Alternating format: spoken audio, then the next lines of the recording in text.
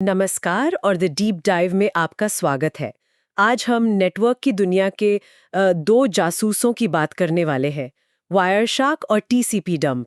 हाँ। हमारे पास जो सोर्सेज है वो बताते हैं कि ये दोनों टूल्स नेटवर्क की प्रॉब्लम सॉल्व करने, सिक्योरिटी पर नजर रखने और डेटा ट्रैफिक को समझने के लिए एसेंशियल हैं।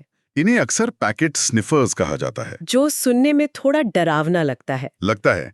पर इसका मतलब बस इतना है कि ये टूल्स नेटवर्क पर दौड़ रहे डेटा के छोटे छोटा पैकेट्स को पकड़कर हमें दिखाते हैं कि उनके अंदर क्या है। अच्छा। जैसे एक डॉक्टर एक्सरे देखकर शरीर के अंदर की बात बताता है, वैसे ही ये नेटवर्क के अंदर की कहानी बताते हैं। बिल्कुल। और आज हमारा मिशन ये पता लगाना नहीं है कि दोनों में से बेहतर कौन है, बल्कि हमारे सोर्सेज एक ज्यादा दिलचस्प कहानी बताते हैं। ये एक वर्सेस की लड़ाई नहीं है, ये एक प्रोफेशनल की टूल किट बनाने की कहानी है। सवाल ये है कि एक नेटवर्क डिटेक्टिव कब अपनी मैग्नीफाइंग ग्लास यानी वायरशार्क का इस्तेमाल करता है और कब अपने छोटे खुफिया माइक्रोफोन यानी टीसीपी डंप का। हाँ, एकदम सही कहा। ये एक बेहतरीन एनालॉजी है। एक विजुअल पावर हाउस है और दूसरा कमांड लाइन का निंजा। आज हम देखेंगे कि किस सिचुएशन में कौन सा टूल काम आता है और सबसे जरूरी बात, असली प्रोफेशनल इन दोनों को मिलाकर कैसे काम करते हैं। तो चलिए इस जासूसी टूल किट को खोलते हैं। सबसे पहले बात करते हैं वायरशॉक की। हमारे सोर्सेज इसे ग्राफिकल पावर हाउस कहते हैं, और जब आप इसे खोलती हैं तो वजह साफ दिखती है। हाँ, दिखता है। ये एक प्रॉपर सॉफ्टवेयर है जिसमें मेन्यू है, बटन है, रंग बिरंगी लाइनें हैं।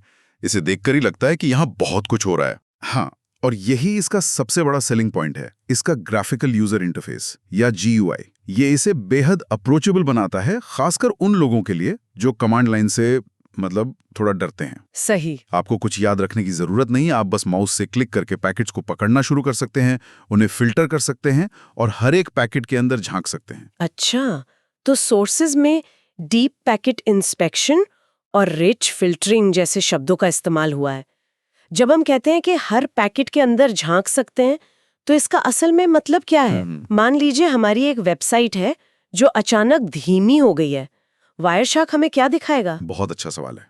मान लीजिए आपकी वेबसाइट का कोई यूजर पेज लोड करने की कोशिश कर रहा है। वायरशार्क आपको उस एक रिक्वेस्ट से जुड़े सारे पैकेट्स दिखाएगा। ओके। आप देख सकते हैं कि यूजर के ब्राउजर ने आपके सर्वर को रिक्वेस्ट भेजी, जिसे हम सिन पैकेट कहते हैं। फिर आपका सर्वर जवाब देता है सिन एक्। और फिर ब्राउजर कहता है ACK। बिल्कुल, ये 3 पैकेट मिलकर एक कनेक्शन बनाते हैं। वायरशार्क ये सब कुछ आपको एक कॉन्वर्सेशन की तरह दिखाता है। वाह, मतलब ये सिर्फ डेटा नहीं दिखाता, ये उस डेटा की कहानी बताता है। अगर हमारी वेबसाइट धीमी है, तो क्या हम ये देख सकते हैं कि देरी कहाँ हो रही है? बिल्कुल, आप देख सकते हैं कि शायद आपका सर्वर सिन एक् भेजने में बहुत ज्यादा समय ले रहा है, या हो सकता है कि कनेक्शन तो बन गया लेकिन डेटा के पैकेट बीच में ही कहीं घूम रहे हैं। अच्छा। और उन्हें बार बार भेजना पड़ रहा है। वायरशार्क हर पैकेट पर टाइम स्टैंप लगाता है, तो आप मिली सेकंड के लेवल पर देख सकते हैं कि किस स्टेप में देरी हो रही है। समझ गए। ये किसी भी समस्या की जड़ तक पहुंचने के लिए अविश्वसनीय रूप से शक्तिशाली है। तो इसके फायदे हैं इस्तेमाल में आसानी, जबरदस्त विजुअल एनालिसिस, और ये विंडोज, मैकओएस, लिनक्स सब पर चलता है। लेकिन मैंने सोर्सेज में पढ़ा कि इसकी सबसे बड़ी ताकत ही इसकी कमजोरी भी है। ये कैसे हो सकता है? ये एक दिलचस्प पैराडॉक्स है। वो शानदार GUI जो सब कुछ इतना आसान बनाता है, उसे चलाने के लिए सिस्टम के रिसोर्सेज भी तो लगते हैं, CPU पावर और मेमोरी। अच्छा, हाँ। अगर आप एक लैपटॉप पर बैठकर थोड़ा बहुत ट्रैफिक देख रहे हैं तो कोई दिक्कत नहीं, लेकिन सोचिए अगर आप एक ऐसे सर्वर पर हैं जिस पर हर सेकंड हजारों कनेक्शन आ रहे हैं और आप वहां वायरशार्क चलाने की कोशिश करें, तो सर्वर का दम घुट जाएगा। जो वेबसाइट पहले से ही धीमी थी वो शायद पूरी तरह बैठी जाएगी। एग्जैक्टली। वो GUI जिसमें विंडो बनानी है, माउस क्लिक हैंडल करने हैं, लिस्ट को स्क्रॉल करना है, रियल टाइम में ग्रास बनाने हैं, ये सब बहुत प्रोसेसिंग पावर लेता है। यही वजह है कि बहुत ज्यादा ट्रैफिक वाले लाइव सर्वर पर सीधे वायरशार्क चलाना एक अच्छा आइडिया नहीं माना जाता। और एक सुरक्षा जोखिम वाली बात भी थी। हाँ, और एक और बात, इसे चलाने के लिए अक्सर एडमिन या रूट लेवल के परमिशंस चाहिए होते हैं, जो अगर ठीक से मैनेज ना किए जाएं तो एक सिक्योरिटी रिस्क भी बन सकता है। तो ये हाई रिसोर्स यूजेज और सिक्योरिटी रिस्क वाली बात दिलचस्प है। ये हमें सीधे सीधे उस ऑल्टरनेटिव की तरफ ले जाती है जो इन कमियों को ही अपनी ताकत बनाता है। TCP dump. मेरा मतलब TCP डंप से है, जो बिल्कुल इसके ऑपोजिट फिलॉसफी पर काम करता है। बिल्कुल, अगर वायरशार्क एक पूरी तरह से सुसज्जित लैब है, तो टीसीपी डंप एक छोटा, साइलेंट और बेहद कुशल फील्ड एजेंट है। Field agent. इसमें कोई जीयूआई नहीं है, कोई बटन नहीं, कोई मेन्यू नहीं, बस एक काली स्क्रीन, एक कमांड प्रॉम्प्ट और टेक्स्ट। हमारे सोर्सेस कहते हैं कि ये लाइट वेट और तेज है। इसकी वजह यही है कि इसमें कोई ग्राफिक्स नहीं है। हाँ, मुख्य रूप से यही वजह है। ये सिस्टम पर लगभग कोई बोझ नहीं डालता।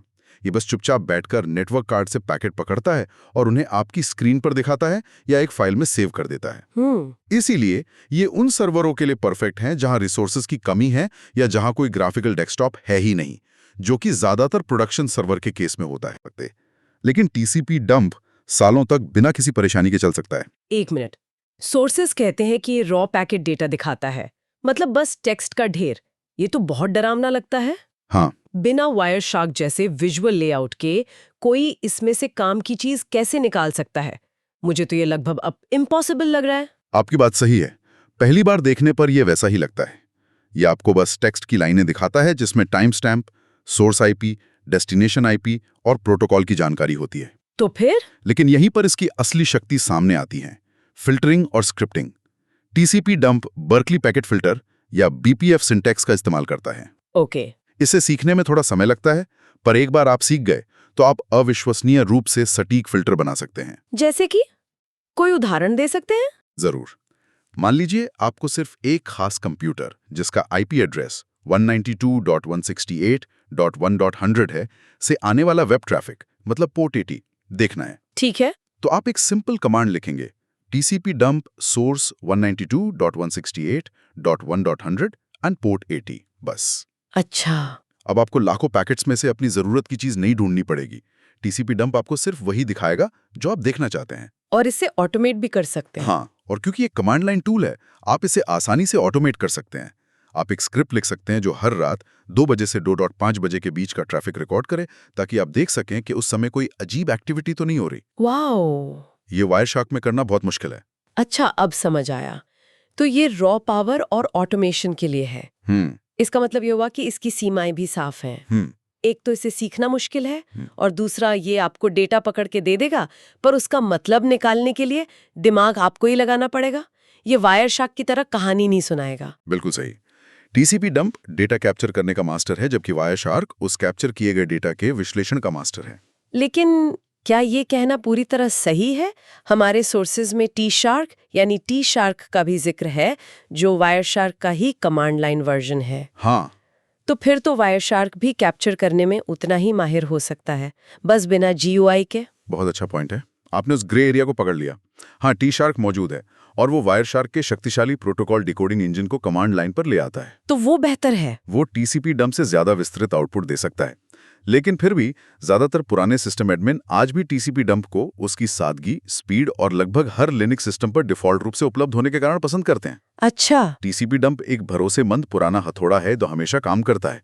टी शार्क एक नया फैंसी पावर टूल है जो कुछ कामों के लिए बेहतर हो सकता है, लेकिन हर टूल बॉक्स में नहीं मिलता। ठीक है, तो अब हमारे पास तस्वीर साफ हो रही है। एक तरफ विजुअल एनालिसिस के लिए वायरशार्क है, दूसरी तरफ तेज और सटीक कैप्चर के लिए टीसीपी डंप।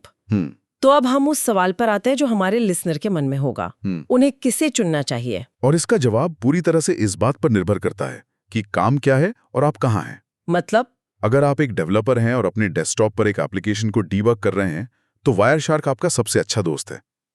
अगर कोई नेटवर्क एनालिसिस सीख रहा है तो वायरशार्क से शुरू करना सबसे आसान है, क्योंकि वो विजुअल है।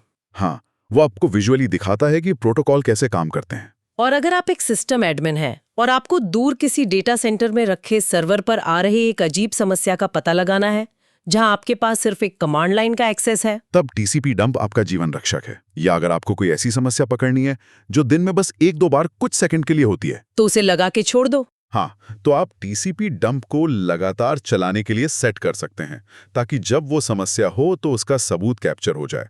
ये काम आप वायरशार्क के साथ नहीं कर सकते। अच्छा, तो यहाँ कहानी में एक ट्विस्ट आता है।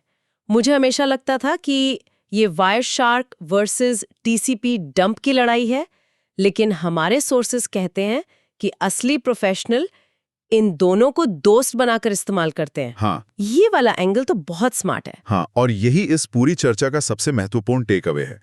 ये वीएस नहीं, एंड है।